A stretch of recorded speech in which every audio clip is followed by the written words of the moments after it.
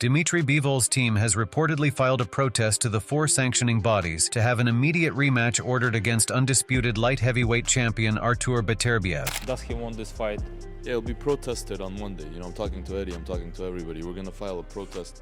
At the end of the day, we all know that doesn't work, but at least the judge has to at least have some kind of responsibility in his, in his mind for what he did. The judges scored the fight for IBF, WBC, and WBO light heavyweight champion Beterbiev by a 12-round majority decision with scores 114-114, 115-113, and 116-112. According to Jake Donovan, Bivol's team's appeal is based on their belief that most viewers thought Bivol won the fight against Beterbiev last Saturday night in Riyadh. Team Bivol also has requested to review Judge Pavel Cardini's 116-112 scorecard. Donovan wrote, "Told that Dmitry Bivol's team has filed a protest with all four sanctioning bodies seeking an immediate rematch with Artur Beterbiev. The basis for appeal is the belief that the majority of viewers had Bivol winning. Complaint draws parallels to Louis Holyfield III. Bivol's manager Vadim Kornilov expressed his strong belief that Bivol dominated the fight against Artur Beterbiev. He noted that while Bivol did face some challenges, including getting buzzed during the match, he also managed to hurt Beterbiev at times. Kornilov agrees, stating that the fight should have ended with a clear champion. He further added, Bivol controlled the fight. Listen, he got buzzed in the fight. He buzzed Artur Beterbiev. That was a lifetimes of work where he should have been walking out of the ring as the undisputed world champion. His Excellency Turki Alalshik said, wrong decision, I'll do a rematch. We should have had an undisputed champion in there." Kornilov is adamant to go after the judge who scored the contest 116-112 in favor of Beterbiev. He wants the judge to be seated down and then asked how and why he scored only 4 rounds to Bivol. It would be good if they can sit him down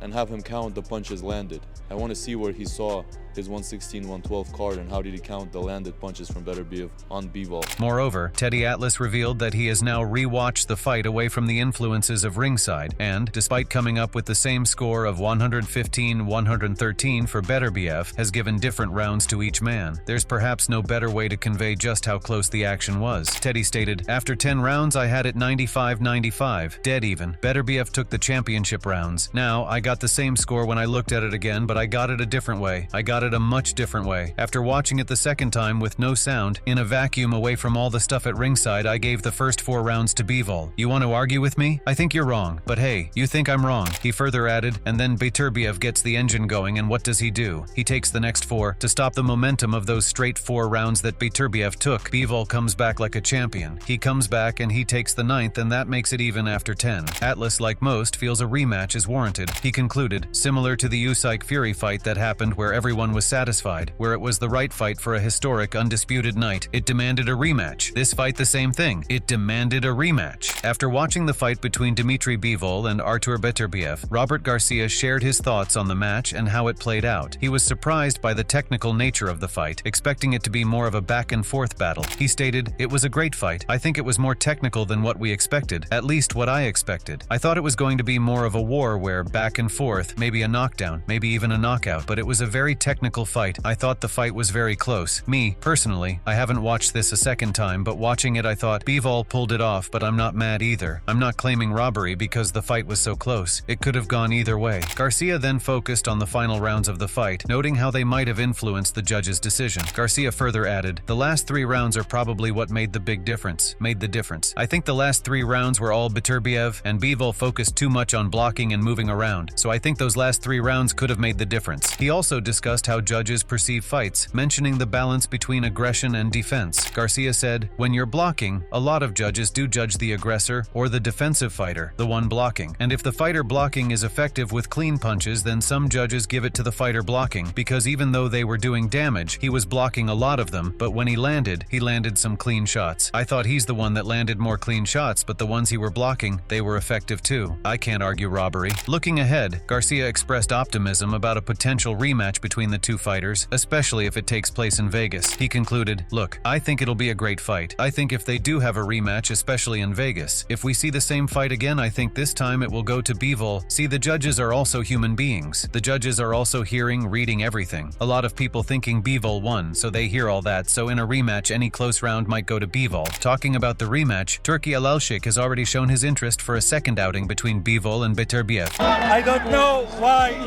the result like this, but in my opinion, I will focus and I will try to do the rematch. I was just about to say that. We know that you They are all deserve about it. making the They best fight deserve possible. it. If they accept, we will do it. Julio Cesar Chavez also shared his analysis of the match, focusing on how the later rounds affected the overall score. He pointed out that Bivol was in a good position but let opportunities slip away. He said, in round 10 he had Bivol up by 1 point, but he let the last 2 rounds go. He gave them away. Chavez compared Bivol's situation to a famous past fight, suggesting that just like in that match, a strong start can be undermined by not finishing strong. He continued, it was similar to the Oscar De La Hoya versus Tito Trinidad fight. No judge saw Bivol win, and that's not a coincidence. There was no robbery, but I would have liked a draw. Duke McKenzie shared his thoughts on the fight's dynamics and outcome. He described the experience as both close and physically demanding for the fighters. He said, it was a very close fight, a very tense fight, physically draining for both. I had it 7-5 in favor of Bivol. I watched it with no sound, so not to be influenced by the commentary, but obviously watching the fight on an 80-inch TV screen isn't the same as being there live where you can possibly see a completely different fight. In reflecting on the fight itself, McKenzie analyzed the performance of both fighters. Based on what I saw, Bivol's punch output was marginally more accurate than Beterbiev. It wasn't daylight robbery. Beterbiev hit a lot of arms and gloves while Bivol had the edge in accuracy. Bring on Beterbiev versus Bivol 2. Matthew Macklin shared his perspective on how he scored the match. He provided insights into his round-by-round assessment and the fight's overall dynamics. He said, I had it 114-114, but when I heard 116-112, I turned to Andy Clark and said Bivol's got it. Macklin explained his own scoring, noting that he viewed the fight as evenly matched. He felt that while it was a tough contest, Bivol had the advantage overall. As he elaborated on his scoring, Macklin said, so scoring it round by round I had 6 apiece, but I did feel Bivol was winning the fight after 10 rounds, and that Beterbiev needed a strong finish or maybe even knockdowns to win. Macklin emphasized that although he scored the fight as a draw, he believed Bivol had the upper hand leading into the later rounds. He concluded, Beterbiev did finish strong, but not strongly enough to win on my card. Artur Beterbiev's coach, Mark Ramsey, recognized that the fight was very close and competitive. He understood how high the stakes were and communicated to his team that they needed a knockout to secure a win. Ramsey encouraged Beterbiev to be more aggressive, urging him to engage in the fight rather than just rely on his boxing skills against Dmitry Bivol. He felt that Beterbiev had won some of the later rounds, which could help their chances. Ramsey's emphasis on finishing strong showed his belief that a decisive performance in the final rounds could make a significant difference in such a tight contest.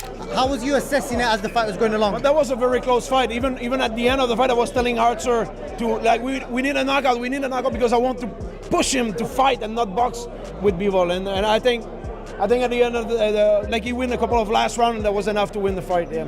So what are your thoughts about this fight? Who did you think won the Undisputed Showdown? Do let us know in the comment section below. If you like this video, don't forget to subscribe for more videos like this.